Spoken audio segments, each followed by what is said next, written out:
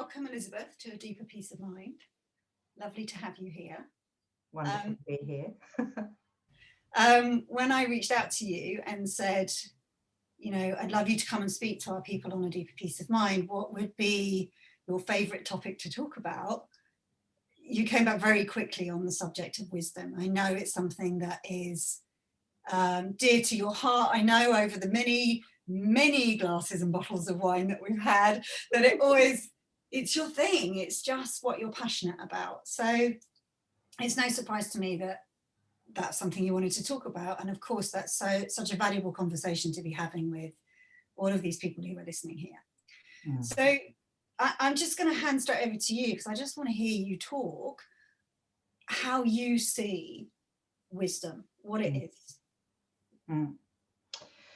You know, we were just chatting before we started the recording today about what the session would be about. And I remember the moment you invited me and asked the question, what are you passionate about? What would you like to speak about? What's fresh for you? There is always something fresh, but the topic always seems to come back to wisdom. Yeah. And how do we let it navigate life?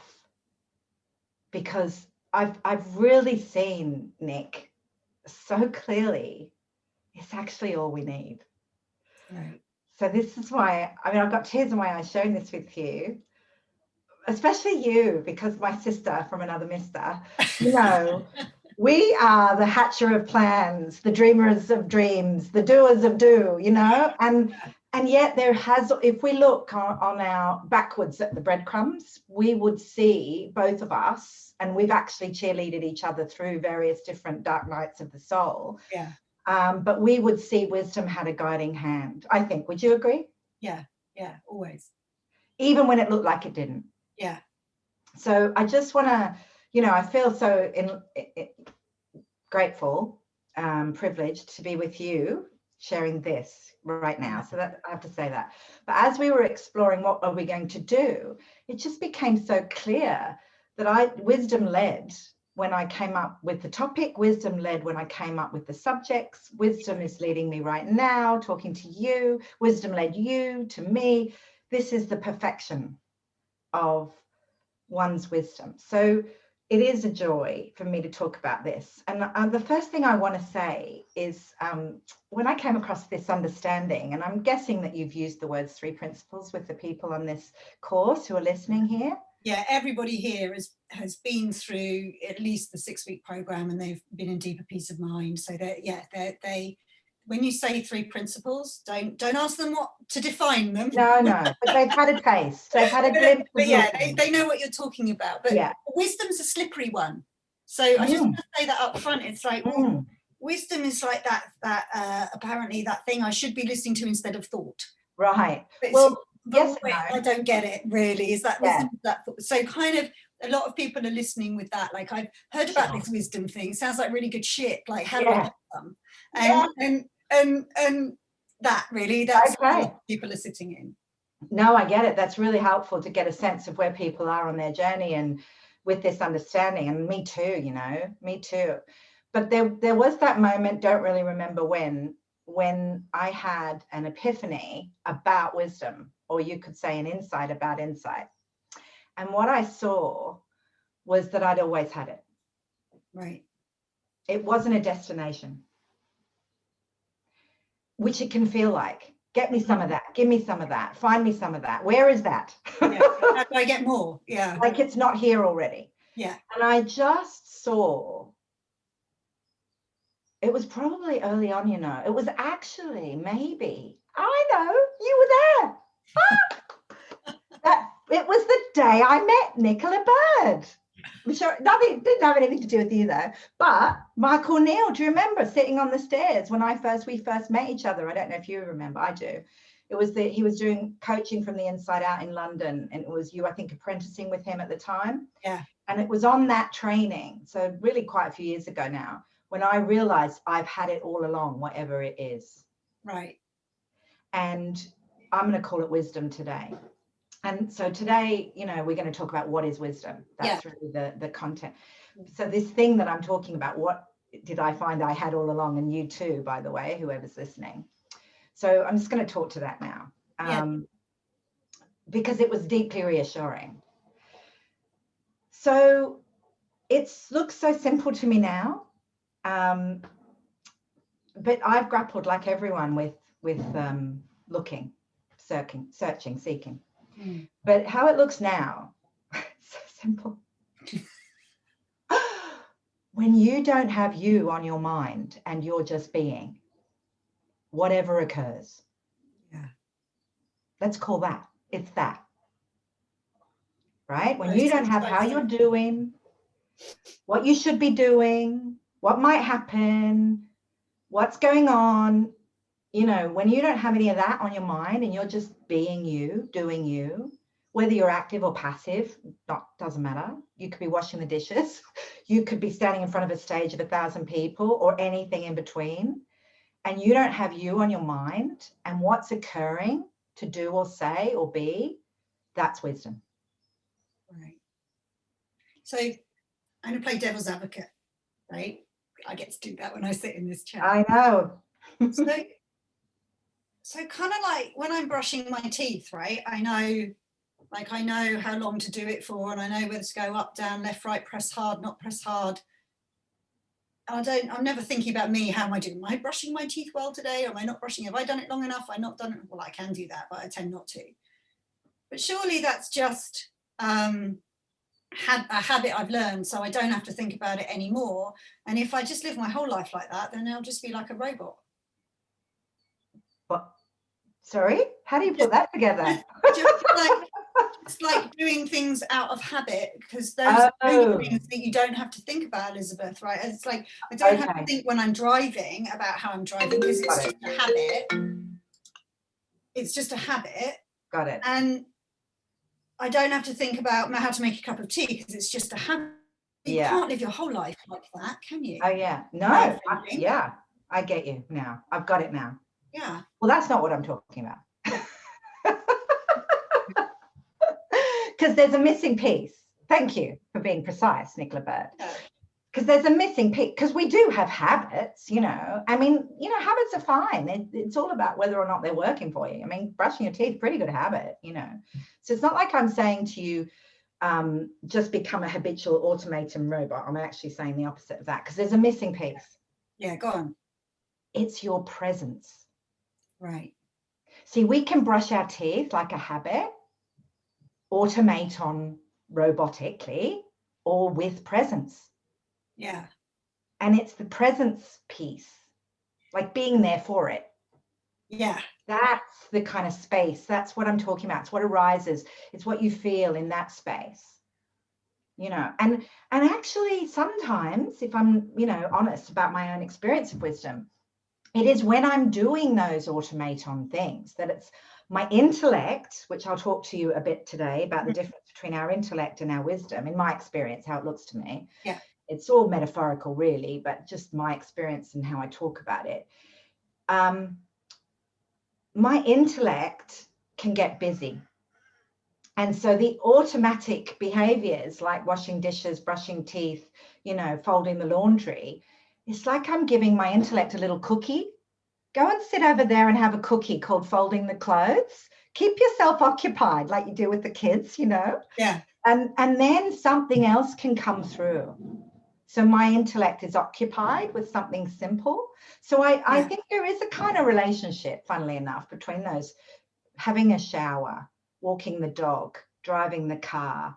Those, when the intellect is occupied, something else can come through. It's when we do get our good ideas, people often report, when they're settled down, something else can be heard. And that's what I want to talk about, what this something else piece is. Yeah. I want to kind of use a whole pile of different words, because wisdom is my favorite word, but it is not the word. Just going to shut my window now.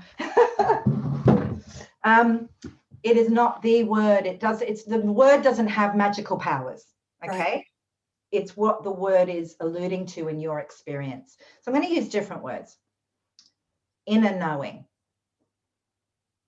Knowing in your bones. Knowing you know. soul, Mm. higher self, inner guru, inner guide, wise narrative self, the narrative self that's telling you wise things, good things. And then intuition. Yeah, intuition, Mm. instinct even, although I've got some caveats on both of those. Not trauma-based intuition and instinct, but if it's reactive to a traumatic thought, no. But acquired it. So this is now moving on to the feeling of it, right? Mm. This is the best guide we've got. The feeling. It's quiet. It's not noisy, jazz hands. Mm. It's quiet. Subtle. It doesn't have any urgency in it. And if it does, you're just doing it. You know the kind of wisdom that has you stop your kid from running in front of the car. Mm. You might move quickly, but you're not urgent. You're just doing what needs to be done. Yeah. So I want to say you can be active, but it's not urgent on the inside. It's clear. Yeah. It's clarifying. There's often a sense of relief when you tune in with it. Oh, you mean I don't have to do my to-do list today? I could have a nap.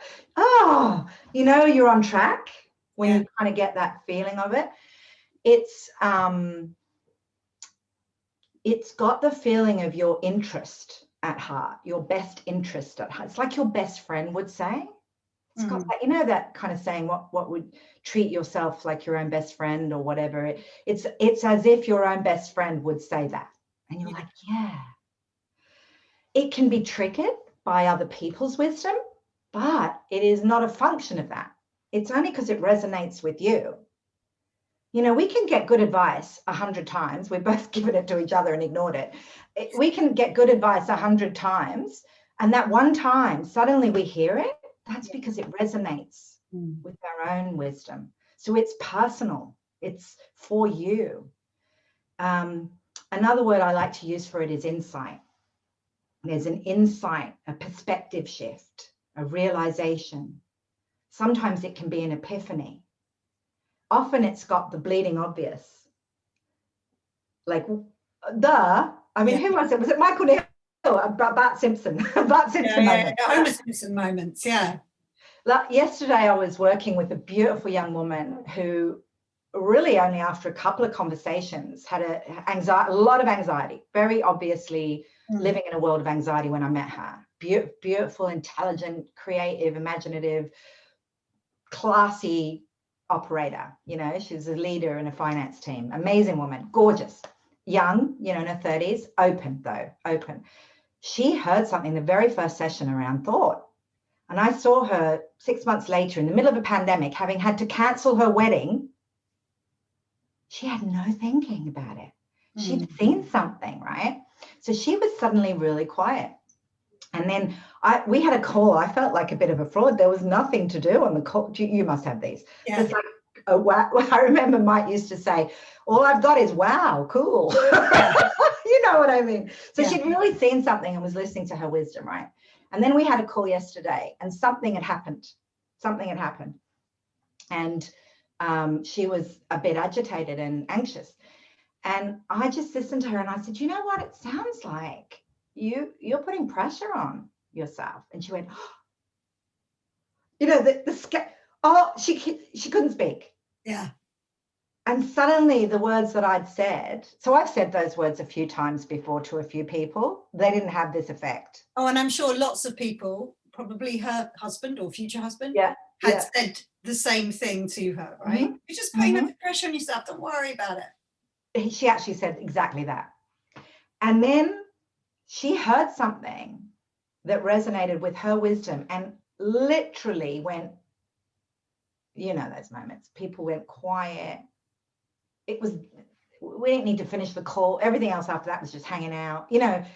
There was just a knowing that was it. And she went, is it that simple? She's like, it is that simple. So this is what wisdom does. This is an example of it. It's so simple. we grab around, we think we need to know lots of things or do lots of things to find it, and it's waiting there already for us when we settle enough to hear it. And I think the thing I love the most about it is it's liberating. It's liberating you from all the ideas of what you should be or ought to be doing, having, being. And it just takes you back home, takes you right back home. So that's kind of my starter for 10 on what is wisdom. Yeah. So say more about, because I know we tell people not to, but they do anyway. They'll have just listened to the story that you've told there, and they'll have latched onto that, oh, am I putting too much pressure on myself? Right? It's so easy. Like, and they'll be up there, and they won't have heard anything you said after that, because now they're thinking about themselves and trying to figure it out, right? Am I putting too much pressure? Why can't I see that? Maybe I am. Maybe I could just take pressure off myself and like come back, because that's not what we're pointing to. Right? What Elizabeth's pointing there to, in my way of seeing it, is that what Elizabeth's pointing to there is the capacity that we have to suddenly hear something never landed with us. It's like the penny drops. That's what it is. I did an intensive this week, and I was saying to my client, it's like there's a penny that drops. Like, I always go back to that metaphor of like learning how to ride a bike, right? Yeah. Where you can read all about it, you can learn all the strategies you want about it, you can practice and fall off a million times, you can try for 5 years, you can try for 5 minutes, and at one point, who knows why, the penny drops and you can ride a bike. And it's what we're pointing to, what Elizabeth's pointing to is not the how cool, look how fast I can go, but the penny dropping moment. That's the wisdom, not what you do with the bike afterwards, or even what happened just before, just after you learned how to ride the bike. Like Elizabeth, it wasn't some superpower that Elizabeth has that meant that when she says the words, people hear, right? I wish that life was that easy, right? But it's something inside you, your penny has to drop. That's what it is. You're looking for penny dropping moments. I love that. It just clunks into place, and all of a sudden it looks different. And trying to see it different is not like, so for her to sit and go, well, am I under pressure? And I'm thinking, am I under pressure? Does that make sense? I mean, people don't do that. They just dismiss it and go, yeah, anyway, you should, my calendar, blah, blah, blah. Right? They don't even hear you. But if they do, they're like thinking about it, trying to make themselves see that they're under pressure. It doesn't matter how hard you try and ride that bike. You can't ride it until the moment something shifts inside, and then you can. But it's that's how wisdom kind of shows itself. It like click inside, and then there's the feeling of that. That's it. So what might help here, Nick, is a great distinction I often draw, that people, I do this with my leaders in business, because they're very kind of oriented towards results and the world of form, right? So this is quite an important distinction to start with before we even talk about anything else. And I love this distinction. Ian Watson and I kind of created this idea together, and we're like, oh my God, this is so true. So I want to start with the word knowing, right? Because we have in the world in general, most people have a different understanding of knowing. They tend to, on the whole, think of knowing something like facts, knowledge, information. Yeah. So I'm going to kind of characterize that kind of knowing as intellectual knowledge. Yeah. Right. So that's data, facts, studies, what somebody else says, it's all intellectual information. Yeah. It's binary normally in nature. There's a good and a bad, a right and a wrong. Yeah. There's a judgment involved. It's often handed down from somewhere, schools, teachers, parents, the government, there's data, knowledge, information intellectually that we have to learn. And that we then consider ourselves knowing something. Now, here's the interesting thing about that. That doesn't create real change. There's a missing piece, which is what I am pointing to, that needs to be in place for information to create real change. Information on its own is just information on its own. Interesting, but not a deeper knowing. So that's like somebody tells you how to ride a bike, you've got all the information, but you still can't ride the bike. What's the missing piece? Yeah. So that is nothing wrong with it, by the way. I'm not dissing information. I love a good bit of information myself. You know, I'm currently massively into archetypes, for example, fascinated. You're into seeds and sowing flowers. It's all information. Yeah. Right. Now, what's missing? Well, here's evidence. People smoke. We're not lacking the information about its effect on health, right? That's not what people are missing. Yeah. They're missing this, their own insightful wisdom, their own insightful knowing. And that is the piece that happens on the inside of us. You could call it embodied. You know, if you think about bike, you get an embodied moment when you, I get this. It's when a penny drops inside of you, when you get that feeling of clarity, even though you might have heard it 100 times, it's knowing it for yourself in a way that shifts your perspective. That's insight. That's insight. That's what we're really looking for. Right. So we're gonna come on and talk next week about where does that come from? We are. How do we? The question might be in someone's, well, how do I make that happen? Absolutely. Right? How do I make pennies drop? Right? Yeah.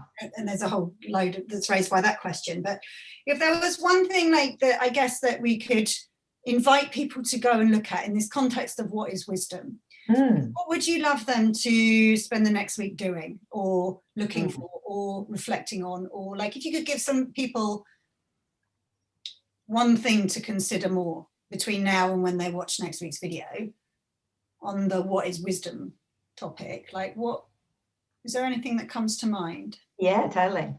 So I'm going to use a metaphor. You might have used this, but I have no idea, but someone you know might have used this metaphor, but it's my favorite.